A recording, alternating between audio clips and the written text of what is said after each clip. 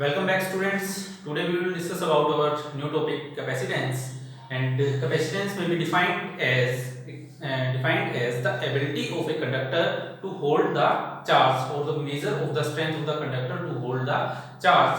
Simply, if we have a conductor and we are giving a charge to that particular conductor, suppose this is our conductor and we are going to charge it. It is of radius r, and we are giving a charge q on the surface of the conductor. Then when we supplying the charge on the conductor, due to the supply of the charge, the potential of the charge is the potential of the conductor is increasing. Okay, when we give a charge to the conductor, then the potential of that conductor will increases due to the charging. As we know that the potential V is equals to kq by r. Okay, when we increase the charge on the conductor, then the potential is also increased. So we can say from here that the potential applied on a conductor is directly proportional to charge, or the charge applied on the conductor is directly proportional to potential. So we can write charge applied. Suppose q amount of charge is applied on the on any surface, then the charge is directly proportional to the potential difference V. Okay, charge is directly proportional to potential difference V, and we remove the proportionality, then we have a constant C, and this particular constant is known as capacitance.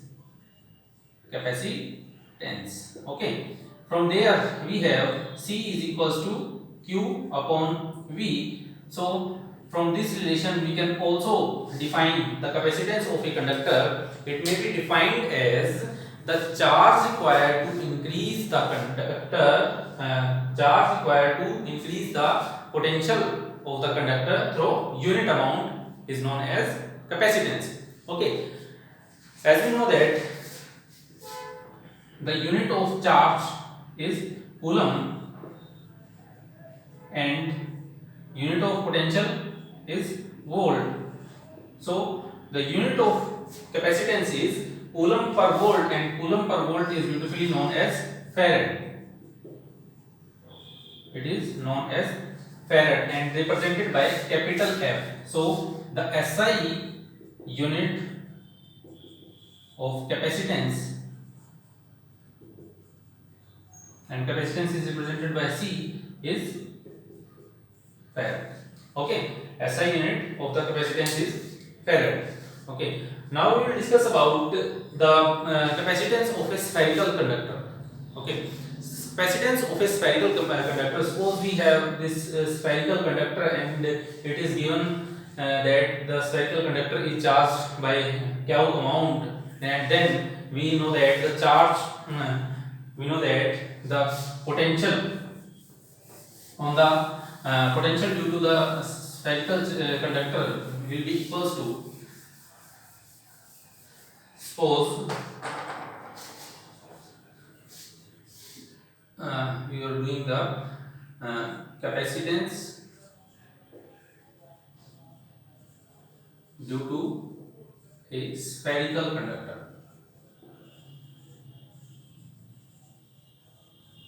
Okay, spherical conductor. Here we consider that we have a spherical conductor of radius r, and a q amount of charge is distributed over the surface of the spherical conductor. Then we know that the potential due to this spherical conductor will be equals to k is equal V will be equals to k q by r. Okay, k q by r, and we know that the capacitance is given by capacitance C is given by C is equals to charge per unit potential difference. Okay, when we will put the value of potential here, then the capacitance of the spherical conductor will be equals to C is equals to q over k q by r, and r will go upsides, q will be cancels out, and when we put the value of k is equals to 1 by 4 pi epsilon naught, then we have capacitance C will be equals to 4 pi epsilon naught R. It means that the capacitance of a spherical conductor is directly proportional to the radius. Okay, we can write capacitance of the spherical conductor is directly proportional to the radius of the spherical conductor. And let us consider that if the capacitance of the spherical conductor is equals to 1 farad, then if C is equals to 1 farad, okay, then we will find the value of R, radius of the spherical conductor, whose capacitance is 1 farad, will be equals to, here C is equals to 1 farad, and which implies 4 pi epsilon naught R is equals to 1. The value of capacitance C is here 1 farad, then R will be equals to 1 by 4 pi epsilon naught, and this will be equals to 9 into 10 raised to power 9 meter. 9 into 10 raised to power 9 meter. And when we will solve this, we can write it as, it is 500 times the radius of Earth. It is 500 times the radius of the Earth. So it is not possible to have a spherical conductor of capacitance 1 farad, because we cannot construct a spherical capacitor having a radius which is more than 1500 times the radius of the Earth. Okay, we cannot construct a spherical conductor whose radius is 1500 times the radius of the Earth. So a capacitor of 1 farad, a spherical capacitor of 1 farad is not possible. So we will use the smaller units of capacitance as microfarad, picofarad, okay, nanofarad. But in daily life we does not use the unit farad. Basically, it is not used in the daily life, or we only use the units of microfarads, picofarads, nanofarads. Okay. Now we will discuss about the parallel plate capacitor. It is a very important topic from your paper point of view. Okay, let's discuss parallel plate capacitor.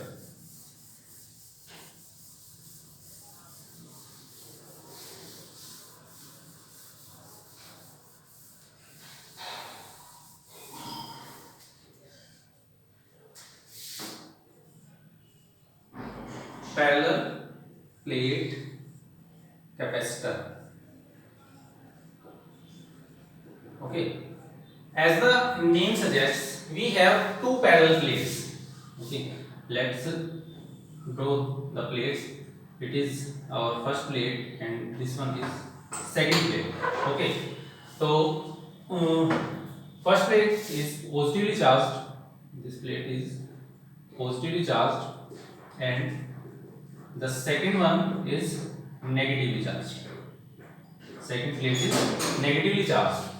Suppose that both the plates have same area of cross section. Suppose the area of cross section of the plates be area of cross section of plates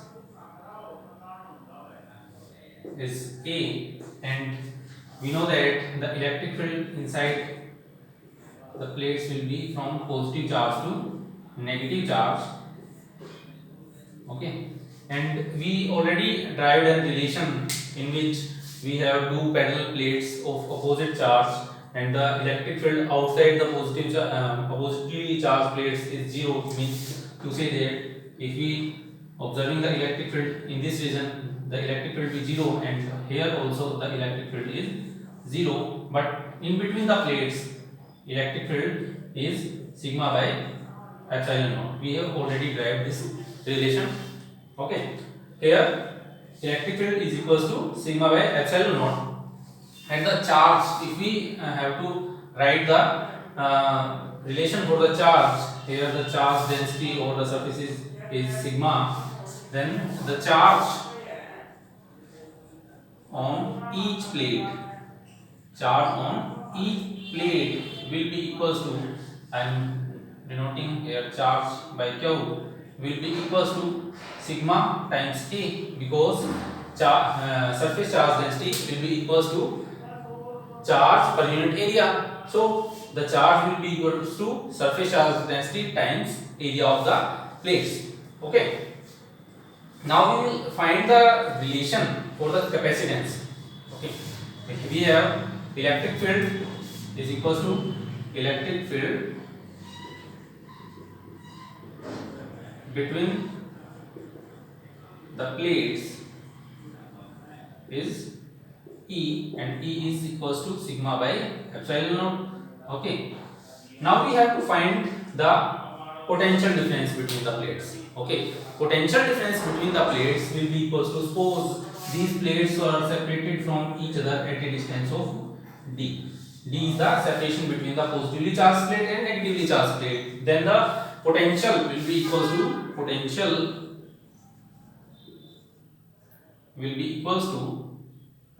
between the plates will be equals to distance between the plates